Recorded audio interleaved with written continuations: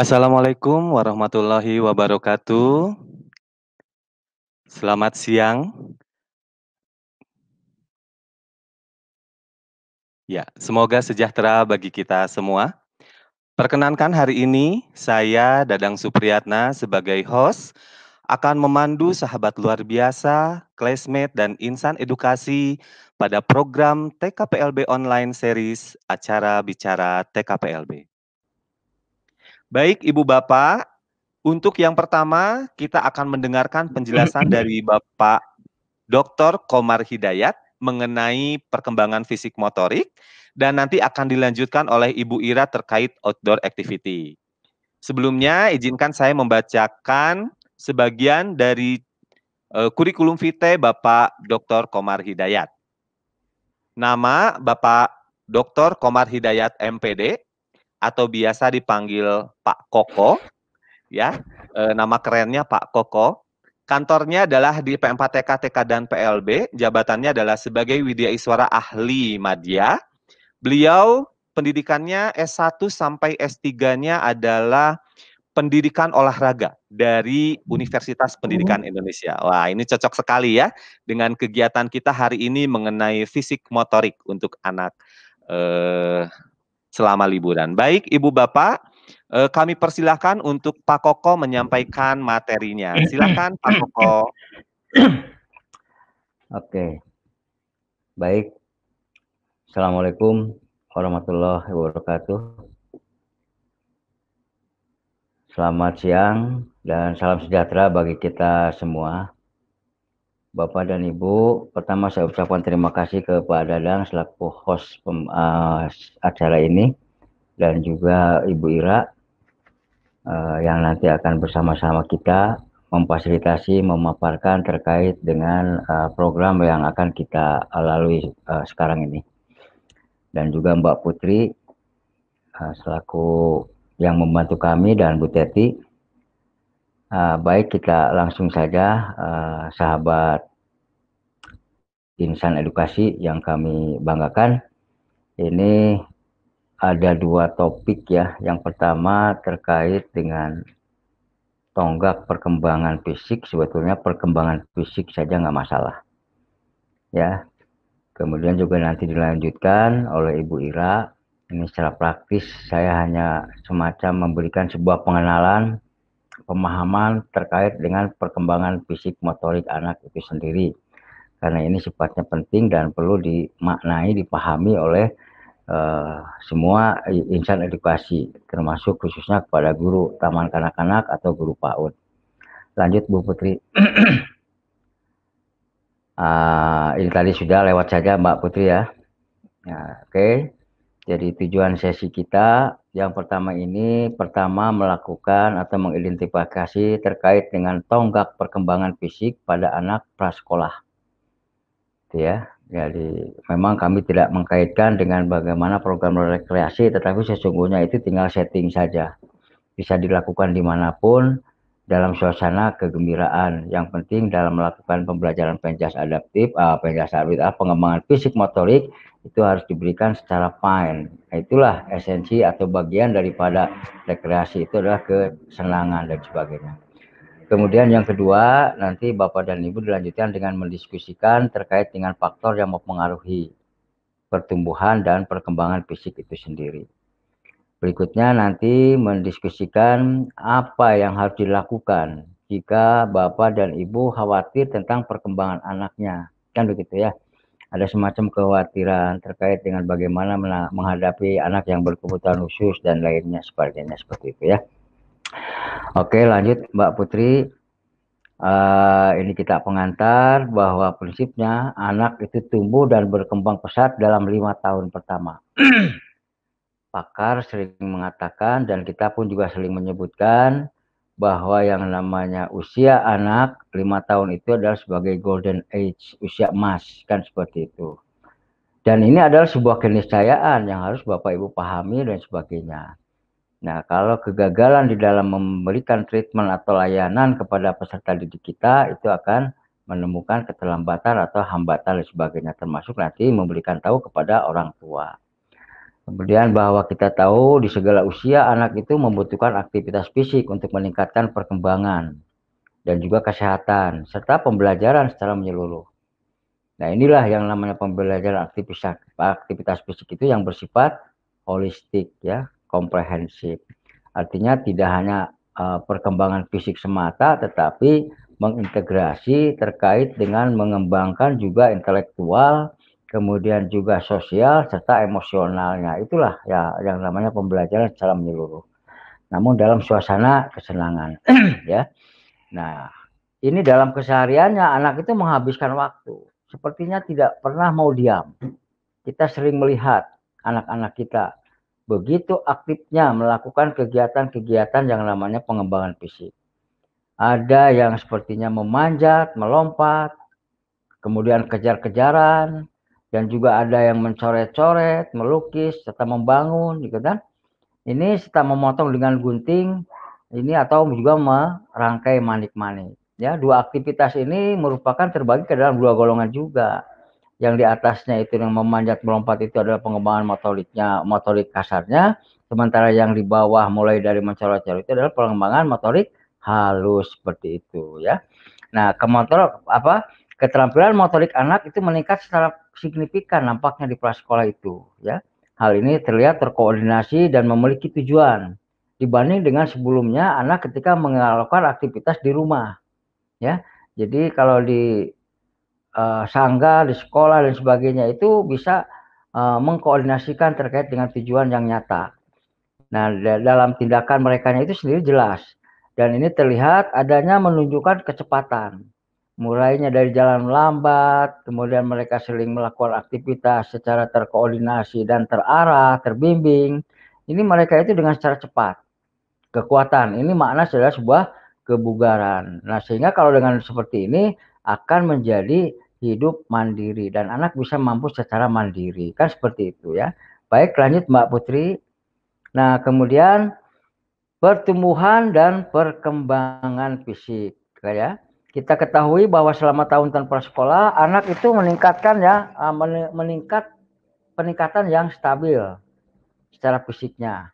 Bahwa di situ ditunjukkan tinggi badan, berat badan, serta bentuk otot tumbuh dan berkembang. Kalau tinggi badan itu sifatnya tumbuh, kalau otot sifatnya berkembang, kan begitu ya. Nah, berat badan dan sebagainya. Nah, kemudian juga adanya ukuran lebih panjang dan lebih ramping. Ada yang tinggi, ada juga yang gemuk, ada juga yang ramping. Nah, kalau kita lakukan secara seimbang, secara rutinitas, anak melakukan aktivitas ini, itu akan menunjukkan tumbuh panjang dan ramping. Kan seperti itu ya. Katakanlah atletis itu yang menjadi kondisi yang diharapkan oleh orang tua termasuk kita semua.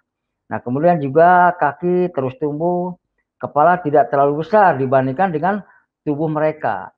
Nah, kan begitu. Awalnya memang ketika kita lahir, manusia lahir itu tubuh kepalanya besar dulu, tetapi berangsur akan mengecil dan sebagainya ya. Nah, sekarang ini sesuai dengan aktivitas perkembangannya itu diharapkan menjadi seimbang. Nah, kemudian juga seiring dengan perkembangan tubuh, area otak sebagai pengontrol. Jadi otak ini sebagai pengontrol gerakan itu terus berkembang juga, ya. Nah, jadi sehingga anak melakukan keterampilan motorik kasar seperti berlari, melompat, melempar, kemudian juga motorik halusnya seperti merangkai manik-manik, menggambar dan memotong dengan gunting. Ini bisa bisa meningkat ya keterampilan dan sebagai itu. Oke, baik Mbak Putri. Nah, ini terkait dengan tonggak keberhasilan. Apa yang menjadi tonggak keberhasilan? Tonggak keberhasilan itu adalah tonggak atau ukuran, ya, tolak ukur dan sebagainya. Bahwa kita tahu setiap anak itu bersifat unik, ya kan? Dan perbedaan individu ada dalam keadaan dengan usia yang tepat untuk mencapai tonggak keberhasilan itu. Jadi semuanya itu sudah teratur, sudah tertata dan sebagainya. Tonggak keberhasilan untuk 3 tahun itu seperti apa, bagaimana, mampu apa, mampu melakukan bagaimana dan sebagainya kan. Ini sudah terstruktur dan sebagainya. Kemudian juga tonggak keberhasilan itu tidak boleh dilihat sebagai daftar periksa atau daftar checklist semata. Anak misalkan mampu melakukan kegiatan melangkah, sudah cuma dicentang. Tetapi harus ada tindak lanjut secara kontinu. Karena perlu ada peningkatan, perlu ada pengembangan terhadap anak itu sendiri. Ya. Nah, kemudian juga tonggak keberhasilan itu sebagai pedoman untuk membantu memahami dan mengidentifikasi pola perkembangan serta membantu mengetahui kapan dan apa yang dicari anak menjadi dewasa. Nah, kan seperti itu. Nah, apa potensi anak yang dimiliki saat ketika melihat dan sebagainya. Misalkan potensinya mampu melakukan gerak secara cepat dan sebagainya. Itu kan sebuah potensi. Nah, kita kembangkan anak itu sesuai dengan kemampuan atau kapasitas yang dimiliki oleh anak itu sendiri. Nah, dari kesemuanya itu mempunyai tujuan dan tujuannya itu membantu semua anak tumbuh dan belajar mempelajari potensi anak itu sendiri. Kan seperti itu. Ini adalah sebagai tonggaknya, ya, tolak ukurnya. Lanjut Mbak Putri. Oke. Nah, ini tentunya sebagai bagan perkembangan tonggak perkembangan fisik anak prasekolah. Nah, pada usia 3 tahun ini ditunjukkan bahwa anak sudah mampu mendaki dengan baik. Artinya mendaki itu kan melangkah, menaiklah, katakan seperti itu, ya.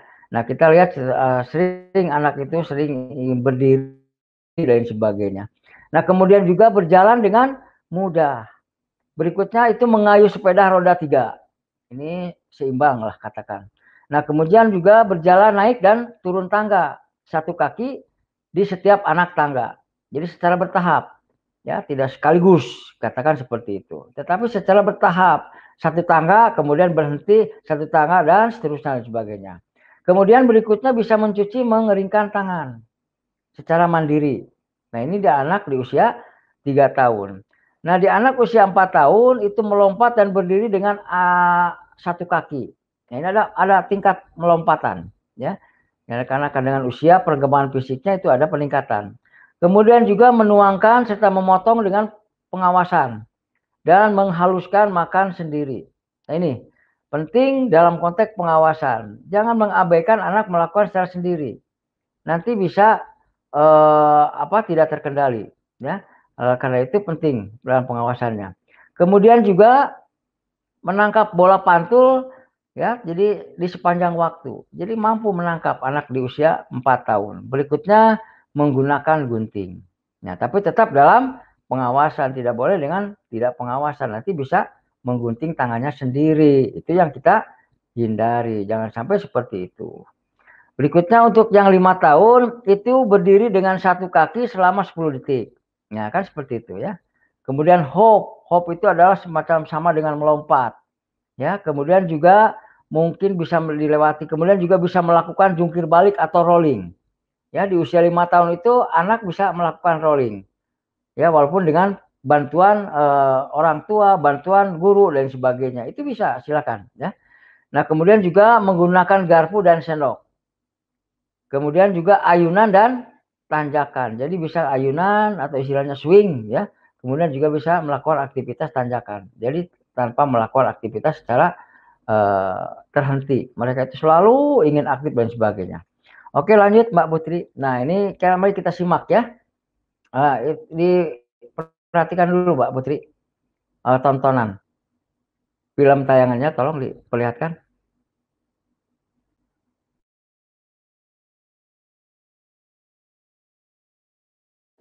The preschool years are a time of what seems like constant movement. Preschoolers are busy moving in their environments, both indoors and outdoors. As preschoolers' bodies develop, their motor skills are significantly refined, enabling them to perform new gross motor skills and fine motor skills. Remember that children develop at their own pace and may not meet these milestones at the same time as their same-age peers. At 3 years of age, children's center of gravity moves toward their trunk, and as a result, their balance greatly improves. At this age, you may expect children to walk up and down stairs, using one foot on each step. Running and jumping are enjoyable activities, and children may engage in games such as catch with other children. However, their movements are still somewhat rigid. Young preschoolers engage in scribbling and marking. These are ways in which they begin to discover the world of writing and visual representation. At 4 years old, children's motor skills become more refined. With their balance improving, skills like hopping or balancing on one foot begin to emerge. Their movements become more coordinated, and they are able to rotate their bodies more easily. Preschoolers progressively become more independent, using their hands to manipulate different objects like toys or utensils. As they grow older, they begin to engage in representational drawing or writing, and they move from scribbling to creating their own versions of words or pictures. This is usually the time they draw their first picture of a person with 2 or 4 body parts. Around 5 years of age, you might expect children to gallop, hop, and skip more smoothly.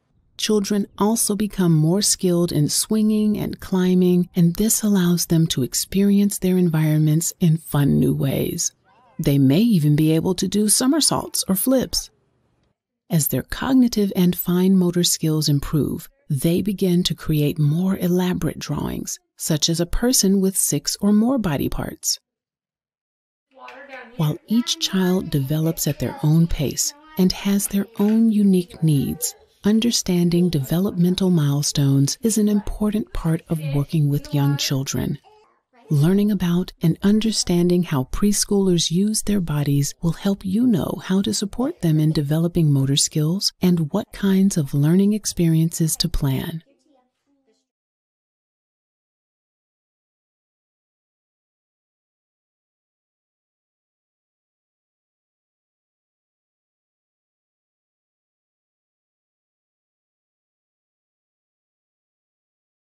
Oh, dilanjutkan.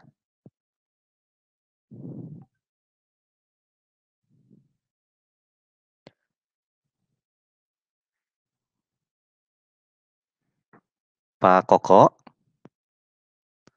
Pak Komar Hidayat.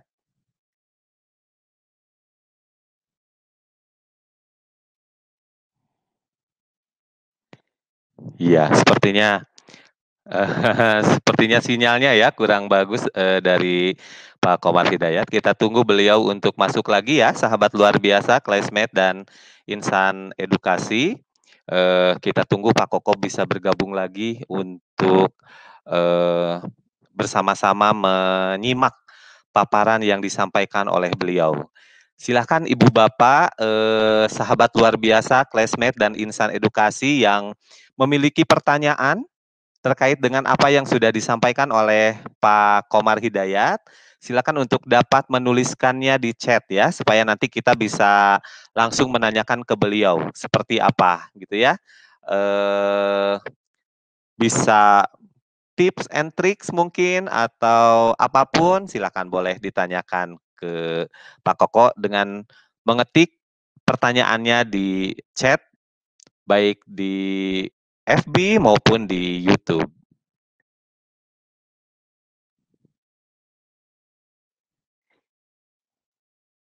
Ya,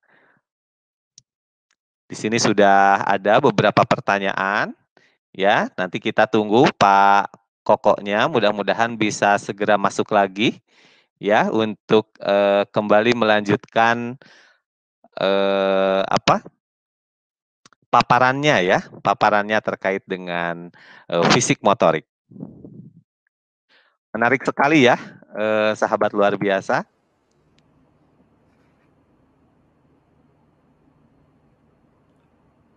Pak Dadang, masih Siap. kedengar? Masih Pak Koko, alhamdulillah. Silakan Pak Koko dilanjut. Ini ya, jadi kekhawatiran saya ternyata kealami juga. Dari pagi itu mati lampu terus gitu kan, Ya. tapi nggak apa-apa. Jadi sekali lagi saya mohon maaf ya. Silakan, Oke, baik, Pak, dilanjut, Pak. sahabat luar biasa, sekali lagi saya mohon maaf ya, karena ini bukan kesalahan kami, tapi ini adalah kesalahan teknis mati lampu. Kita lanjut ya. Ini, nah dalam konteks perkembangan ini tentunya ada faktor yang mempengaruhi, ya. Faktor apa saja? Yang pertama tentunya adalah faktor perkembangan otak. Ya. Jadi kemampuan motorik itu bukan hasil dari pertumbuhan dan kemampuan fisik semata, kan begitu ya. Nah, tetapi melainkan pertumbuhan otak sebagai fungsi kontrol untuk melakukan aktivitas gerakan. Contoh, anak mampu menendang bola bolak-balik dengan temannya, gitu ya. Jadi, nah kemampuan ini tidak hanya diperoleh dengan perkembangan keterampilan, tetapi juga kemampuan otak untuk mengatur pesan secara visual, kemudian juga pendengaran, ya, yang memandu anak untuk membantu membuat keputusan.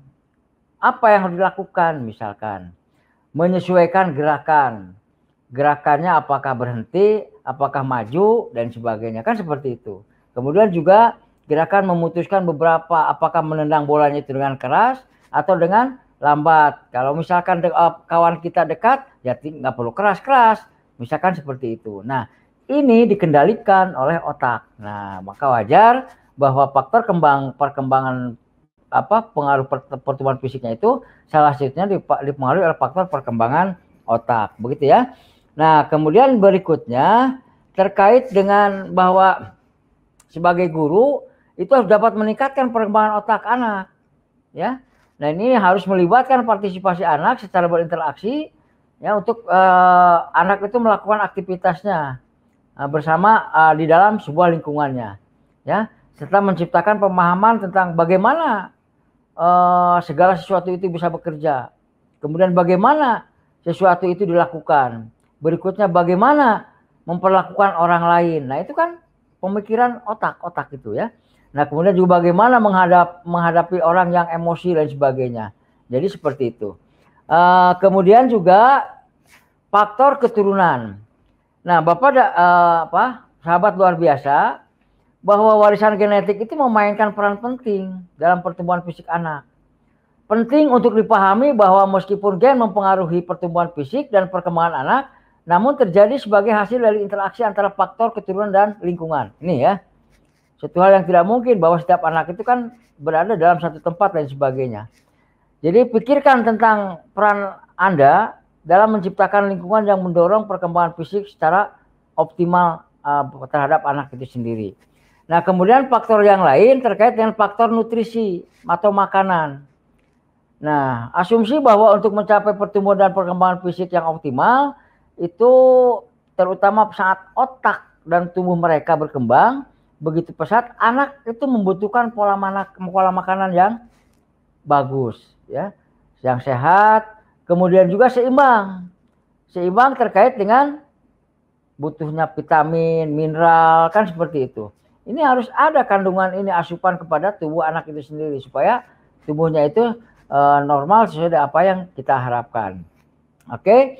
Nah, berikutnya itu terkait dengan faktor perbedaan budaya. Nah, Bapak ada insan edukasi bahwa terlepas dari pola aktivitas universal dalam perkembangan anak, bahwa lingkungan anak di mana anak itu tinggal, kemudian juga keadaan hidup tertentu dapat mempengaruhi cara mereka mengembangkan dan menguasai keterampilan motorik. Itu pasti ya. Nah, contoh misalkan anak yang selalu sikap hormat dan peka tentang latar belakang anak, pengalaman sebelumnya, kan begitu ya. Ini adalah faktor perbedaan budaya dan sebagainya. Menghargai perbedaan pendapat orang lain. Itu adalah sebuah budaya. Harus saling menghargai, saling menerima, ya. Jadi seperti itu. Nah, Bapak dan Ibu atau insan edukasi,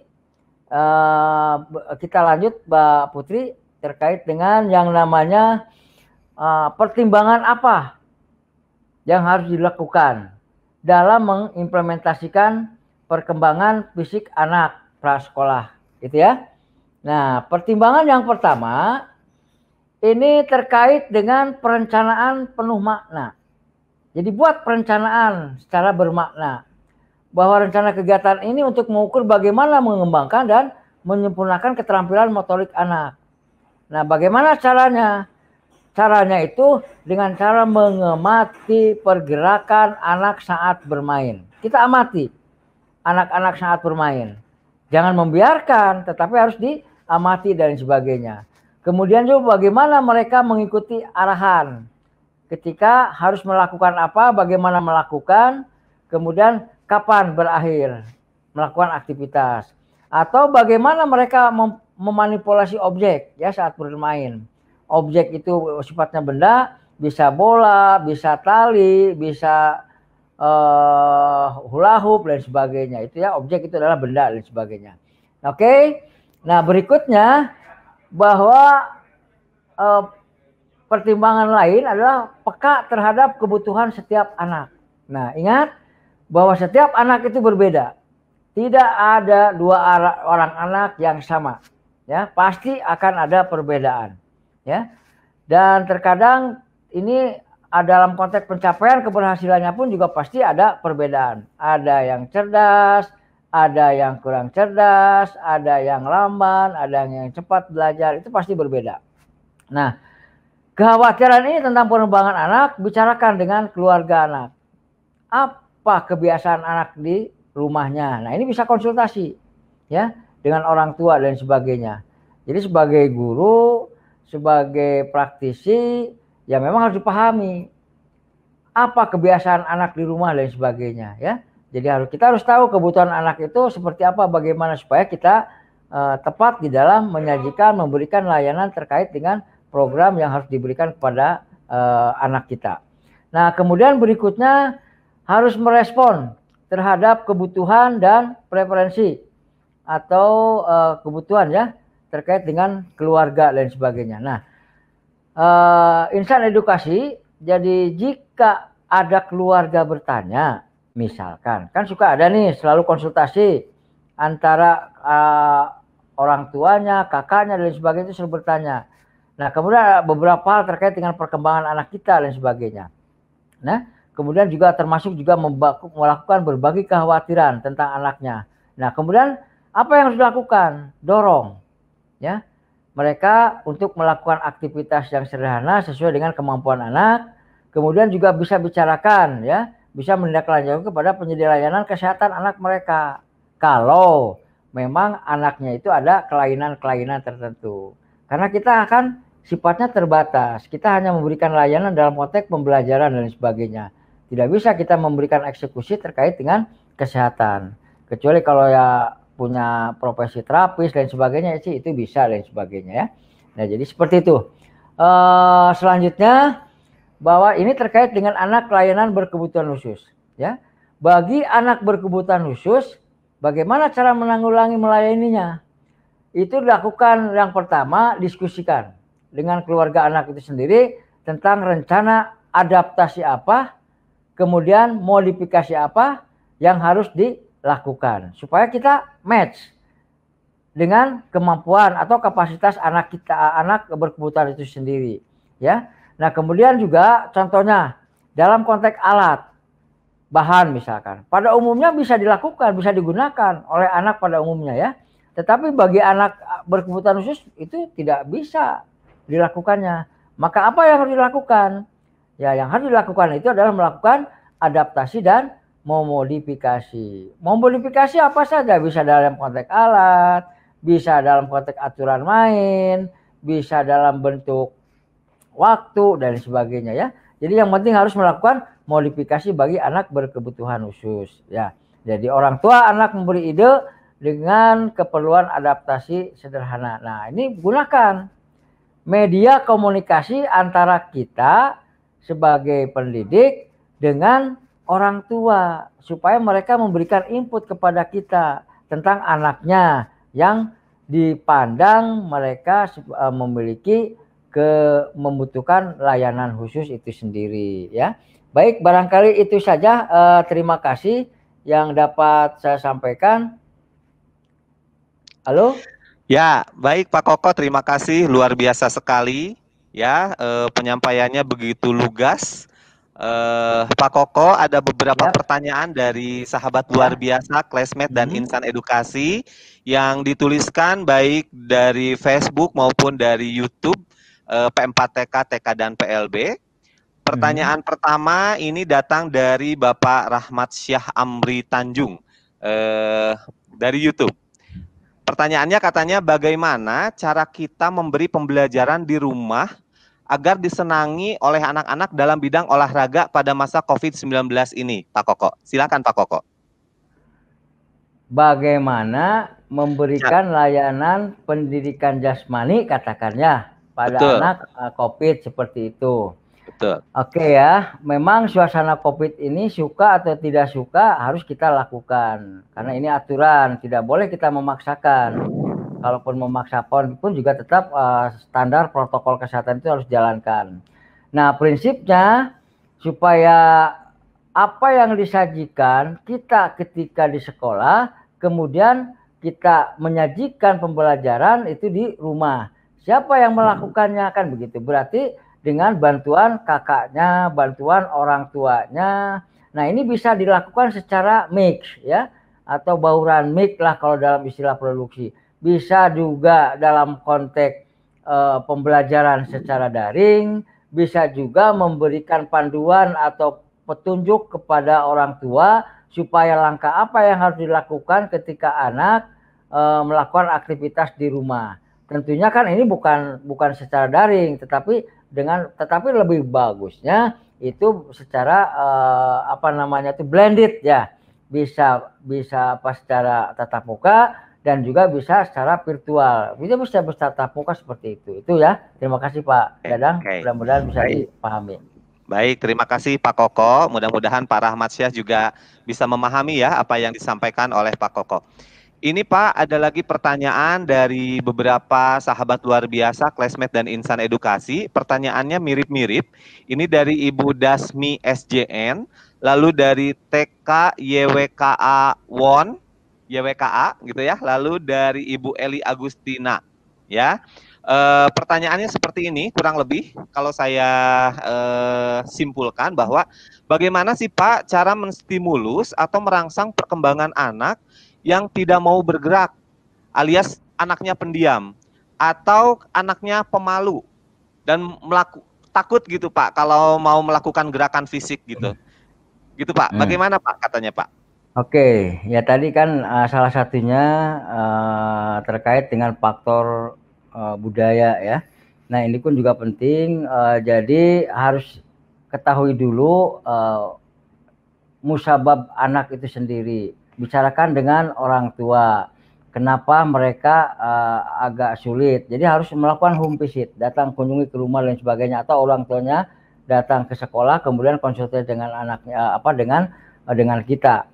Kenapa anak ini agak lambat untuk melakukan aktivitas motorik dan sebagainya? Karena pada prinsipnya dengan seusianya itu bisa. Tapi sebuah kewajaran. Tetapi kan kita nanti dulu apakah mereka itu adalah berkebutuhan khusus atau tidak. Atau hanya sebatas pemalu dan sebagainya, karena kurang bersosialisasi. Kalau hanya kurang bersosialisasi, tinggal lakukan saja aktivitas minimalkan dengan gurunya. Setelah itu ajak salah satu orang, kemudian bisa bergabung. Insya Allah setahap demi setahap, itu pun juga akan bisa melakukan aktivitasnya secara bersama-sama. Karena yang namanya pendidikan jasmani itu bersifat holistik. Holistik itu apa? Jadi tidak sasarannya bukan kepada fisiknya saja, tetapi mempengaruhi terhadap perkembangan sosial, kemudian juga perkembangan intelektual, serta perkembangan spiritual, kan seperti itu. Nah ini yang namanya penjas itu secara holistik. Yang penting kita harus telaten dan harus melihat aktivitas anak itu sendiri, jangan sampai dibiarkan. Jangan katakanlah anak sudah tidak mau, ya nggak bisa dibiarkan, tetapi dipaksakan. Mungkin aja itu sakit. Karena prinsip dari pembelajaran penjas itu semua harus aktif. Nah ketika tidak aktif berarti ada masalah. Apakah itu memang mereka sakit atau memang mereka adalah memiliki atau teridentifikasi berkebutuhan khusus. Itu ya untuk sementara. Terima kasih Pak Dadang. Baik, terima kasih Pak Koko. Jadi artinya kita harus komunikasi ya Pak ya sama orang tuanya seperti apa gitu ya. Oke. Pak Koko, ini masih banyak nih pertanyaannya. Saya mau pilih lagi dari Ibu Jumriani Latif ya, dengan Vika Charming. Dari Ibu Vika Charming. Mau tanya Pak Komar, sebenarnya berapa jam sih waktu sehari untuk anak bermain? Anaknya itu usia 5 sampai 6 tahun. Lalu bagaimana cara menghadapi anak yang maunya main terus katanya Pak Koko. Gimana nih Pak Koko? Silakan. Ya, ya waktu itu sifatnya relatif lah ya. Jadi sepanjang selama 2 jam pun juga mereka bisa melakukan aktivitas. Tetapi kita tidak bisa melakukan mereka selalu aktivitas, sebenarnya nggak mungkin. Karena itu nanti akan mereka merasa kecapean dan sebagainya, kan seperti itu. Tetapi yang penting sesuai dengan program yang dibuat, disusun oleh setiap guru itu sendiri. Kapan melakukan aktivitas, kapan mereka melakukan istirahat, kapan juga mereka berhenti melakukan aktivitas olahraga. Yang penting sesuai program ya. Ikuti dengan apa yang menjadi program yang dikembangkan di Taman Kanak-Kanak itu sendiri. Tadi yang kedua apa Pak Dadang? Tadi bagaimana caranya menghadapi anak yang maunya main terus katanya Pak Koko. Nah, oke. Ini adalah sebuah naluri anak ya. Dalam teori Kartasis dalam konteks bermain ya. Karena itu anak itu mempunyai energi berlebih. Kalau tidak bermain, itu mereka punya masalah. Kan begitu ya. Nah, makanya lakukanlah bermain sampai hilang ya kelebihan surplus energinya. Sebab kalau tidak, itu nanti akan masalah dan mengganggu dalam perkembangan. Silakan saja mereka itu bermain, tetapi dengan pengawasan. Jangan sampai tanpa pengawasan. Sebab kalau kita mengabaikan dalam pengawasan, itu akan membahayakan terhadap anak itu sendiri. Dan itu adalah sebuah risiko bagi kita sebagai pendidik dan sebagainya. Itu ya. Terima kasih Pak Dadang. Baik, terima kasih Pak Koko. Ada komen nih dari Ibu Ramsude. Materinya bagus Pak Koko, alhamdulillah. Terima kasih katanya. Alhamdulillah. Terima kasih ya. Mudah-mudahan bermanfaat ya Ibu Bapak. Amin, luar biasa, classmate dan insan edukasi. Mungkin satu lagi sebelum kita akhiri untuk Pak Koko ya, Ibu Bapak. Ini dari Ibu Anik Wiji Asri. Pak, bagaimana memberikan stimulus pada ABK yang orang tuanya kurang menerima kondisi anaknya yang berbeda dengan temannya? Nah, ini Pak. Oke. Yang paling utama dilakukan tentunya memang sosialisasi kepada orang tuanya. Berikan pemahaman, berikan pengertian. Karena orang tua merasa gengsi, padahal nggak perlu gengsi. Sekalipun anaknya itu mempunyai atau teridentifikasi berkebutuhan khusus. Tetapi ketika kita layani, itu insya Allah akan mengurangi berkebutuhannya khususnya itu. Ya, yang penting komunikasi efektif dengan orang tua supaya orang tua bukan arogan ya dalam hal ini. Kadang-kadang angkuh gitu kan. Mereka merasa malu kalau anaknya itu dipandang seolah nggak perlu malu juga. Ini masalah image ini ini kita hindarilah ya, tapi kita kembalikan dengan setiap anak itu mempunyai kesamaan hak untuk melakukan aktivitas pembelajaran ya, khususnya dalam pendidikan jasmani. Itu saja barangkali Pak Dadang ya. Terima kasih ya. Baik, terima kasih Pak Koko, sahabat luar biasa, classmate dan insan edukasi. Waktu jualah yang memisahkan kita ya dengan Pak Koko, karena memang kita masih ada satu pemateri lagi. Ya Pak Koko, terima kasih. Selamat beraktivitas kembali Pak Koko. Luar biasa sekali sambutannya. Alhamdulillah Pak Koko bermanfaat ilmunya katanya Ibu Kartika Tika ya. Baik, terima kasih Pak Koko. Selamat beraktivitas. Sahabat luar biasa. Silakan Pak Koko. Terima kasih.